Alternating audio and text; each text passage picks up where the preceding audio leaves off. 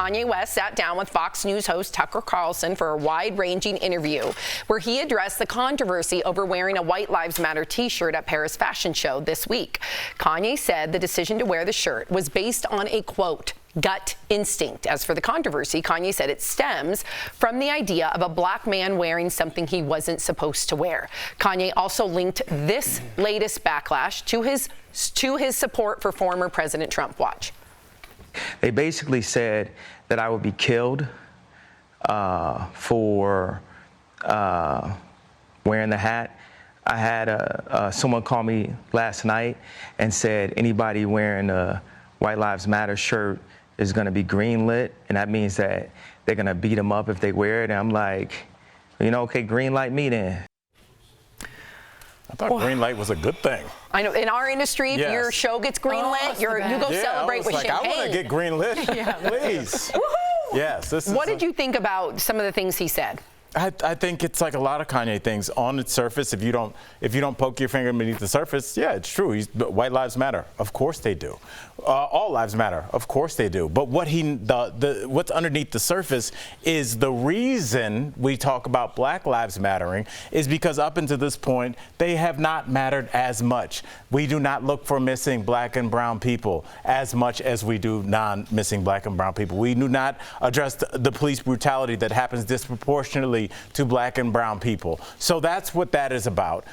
When you put something on like White Lives Matter, what you're doing is you're aligning yourself with the side of people that is anti-Black life matters. I'm saying too many words. No, but you that's get what right. I'm saying. Totally. So yeah. That's why I was disappointed. I just thought it was a very surface level comment, and he does not know the emotions and the pain that he's evoking when he just is doing something on a gut instinct, Jeff. Just go to somebody's funeral and just wear a goofy shirt just on a gut instinct. And, like, who cares how that affects everybody there? It's really selfish, in my opinion.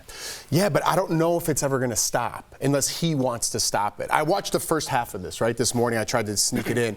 And I got to tell you, honestly, everything you just said is correct. And I agree with everything you said. And I'm sure other people are disgusted.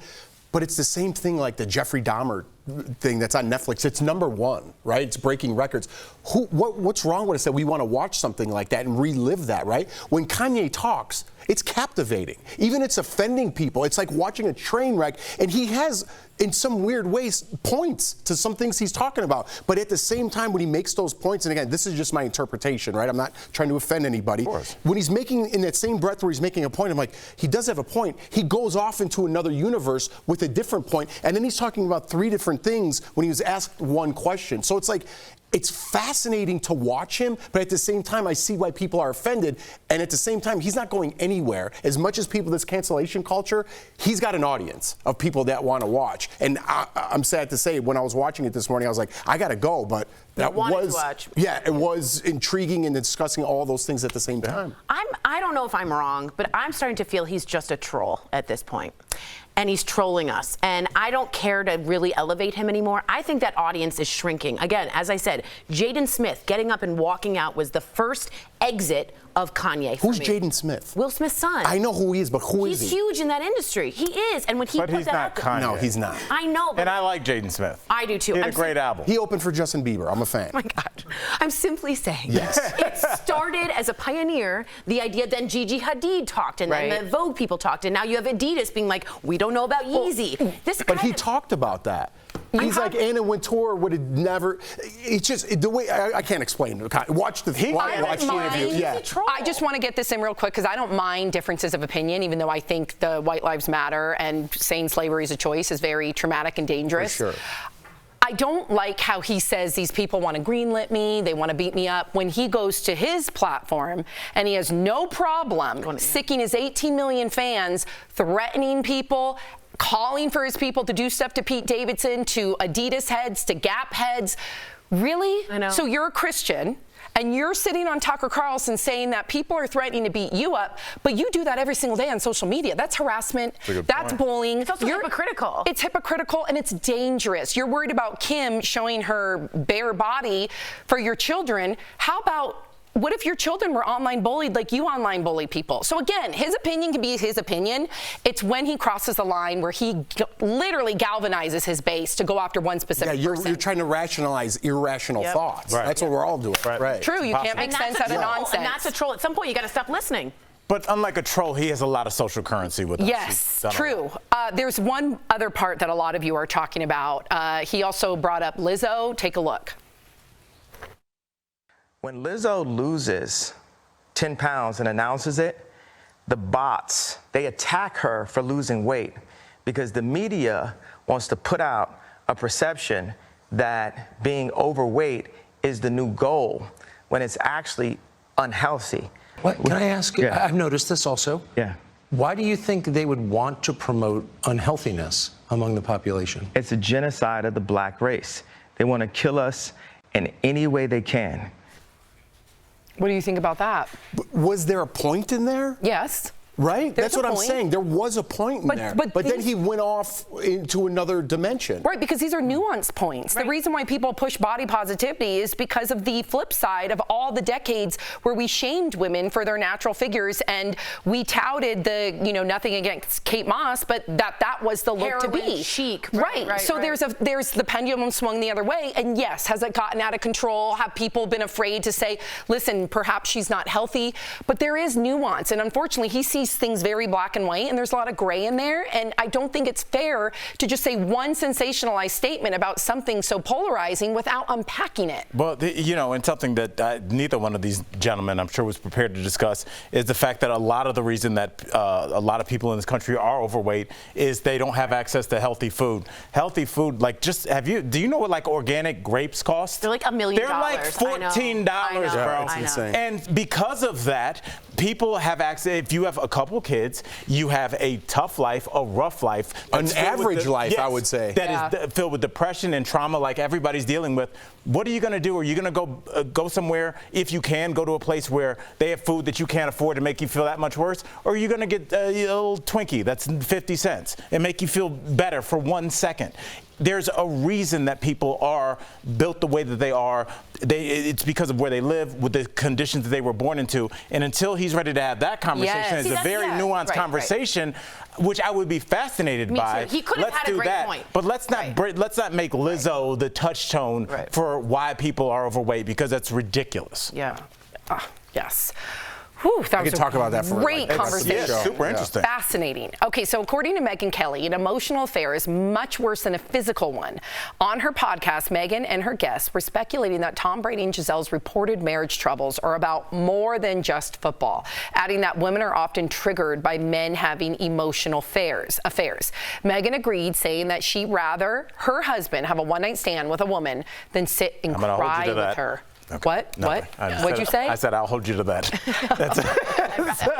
Sorry. I mean, one's much more intimate. Women, they say, if you boil it down, I know this is a generalized statement, they say that women can get more emotionally involved with intimacy when men can compartmentalize. I don't know if this is true. Well, as far as men being able to have sex and compartmentalize, if that's true, then maybe I would rather have. I don't want my husband to have either. Yes. But I don't want him sitting down and crying into someone's shoulder. That seems more intimate than him just. Okay. Jeff. Okay. Tori?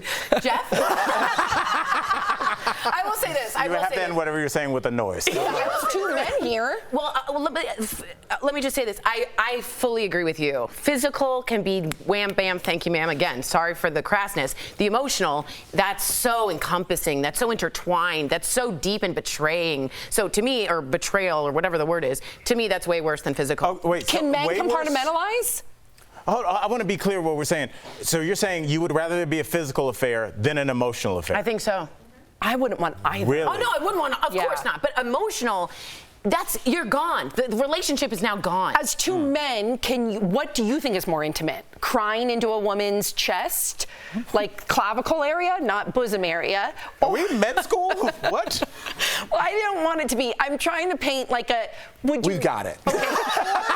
Sex with them, which is more intimate. But it's hand in hand, I think. You know what I mean? Because if you're crying with a woman watching a movie, right, The Notebook, then you've already done it. and you're having sex after, Right. like guaranteed. Okay, he's Really? right. Yeah. Yeah. Or it's on the way. No, he's right.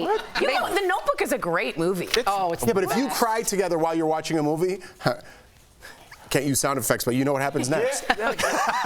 All right, interesting. Okay, so they go hand in hand. We are hearing Chris Pratt as the voice of Super Mario in the new animated movie that comes out next year. Chris told Variety he worked closely with the director to craft the perfect Mario voice. But, Tori just did a sound effect. But some thought it sounded a little too much like Chris. Listen. What is this place? Do not touch that mushroom, you'll die! Oh, I'm sorry. That one's perfectly fine. Come on, Mario! Mushroom Kingdom, here we come. What? Okay, so one person tweeted Chris Pratt saying he worked so hard on the Mario voice only for it to sound like Chris Pratt is the funniest thing. It is Chris Pratt. Why did you poop it? Yeah. Why did I poop it? Because you're Mario. There's a certain accent. But you that can't Mario. use There that is because no- of cancel Well, culture. no one's You're ever not heard allowed to use that. No Okay, one's he's ever an heard Mario's Italian voice. plumber, I assume. But you're not allowed to use that unless he's from Italy. Then use an Italian to play Yeah, Mario.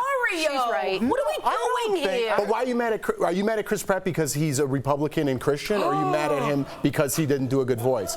I'm being 100% serious. Question. Are you kidding me? I loved him since Parks and Rec. I love Chris Pratt. I think this makes a bad choice for him. People already start to kind of hate him online, and now people are going to hate him even worse. He doesn't But he's not allowed to use. He's not allowed to use the accent because So of then the don't hire cancel him. culture that everyone's so proud of.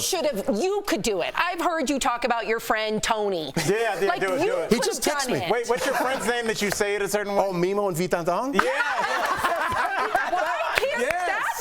Mario. That's exactly what I'm saying. Don't pay Chris Pratt, who is already the butt of a lot of jokes already. But if we got a more stereotypically Italian-sounding Mario, wouldn't people then say, why are you so heavy on the Italian accent? Like, we don't know He's what Mario's supposed to sound like. He's a plumber. Is he a plumber? Yeah, he's a plumber. He's a plumber. Yeah. I think he sounds fine. He sounds like Chris Pratt. What are you doing? Dude, I could beat you guys at Mario Brothers, Super Mario Brothers. Mario Kart? No, Super Mario Brothers.